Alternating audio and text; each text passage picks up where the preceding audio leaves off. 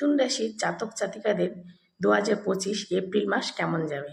মিথুন রাশিতে শনিদেব 2.5 বছর পরে দশমভাবে প্রবেশ করছেন। এই সময় রাহু আর শনি 10th হাউসে একত্রিত হবে। ক্ষেত্রে মিথুন রাশির ব্যক্তিদের চাকরির দিক খুব ভালো দেখা যাচ্ছে। আপনারা যদি নতুন কিছু করতে চান সেটাও খুব ভালো ফল দেবে, কিন্তু একটু ভেবেচিন্তে এগোবেন। মিথুন রাশির ব্যক্তিদের কোনো আইনি সমস্যায় জড়িয়ে যাওয়ার সম্ভাবনা রয়েছে।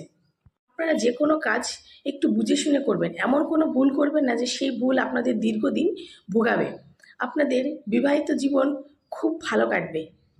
আপনাদের গুপ্ত শত্রুর কারণে আপনাদের কিছু ক্ষতি দেখা যাবে, তাই একটু সাবধানে থাকাটাই ভালো। মাতৃস্থান থেকে আপনাদের ধন প্রাপ্তির যোগ আছে।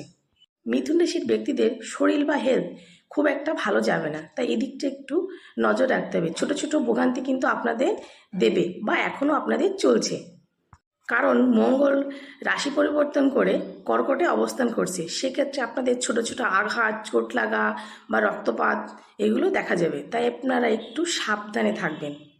আপনাদের 2nd হাউস সেভিংস, সেক্ষেত্রে টাকা পয়সার আসার একটা খুব ভালো জায়গা দেখা যাচ্ছে, কিন্তু আপনাদের যেমন টাকা আসবে ঠিক তেমনই টাকা ব্যয়ের একটা জায়গা দেখা যাচ্ছে। সেদিকে কিন্তু একটু খেয়াল রাখতে হবে, যেমন ভুল জায়গায় টাকা ইনভেস্ট করা, পারিবারিক ঝামেলা বা ভুল সেভিংসের একটু সমস্যা দেখা দিতে পারে। এই দিকটা আপনারা একটু খেয়াল রাখবেন। মিথুন রাশির ব্যক্তিদের কিন্তু একটা দিক একটু খুব ভালোভাবে খেয়াল রাখতে হবে। কিছু মানুষকে কিন্তু আপনাদের এই সময় একটু এড়িয়ে যেতে হবে, বেশি পাত্তা দেবেন না। আপনারা যদি মনে করেন আপনাদের কর্মের জায়গা চেঞ্জ করবেন বা আপনারা বাইরে কোথাও কর্মের জায়গা শুরু করতে যাচ্ছেন, সেদিকটাও কিন্তু খুবই ভালো। আপনাদের বিজনেসের জায়গা কিন্তু খুবই ভালো।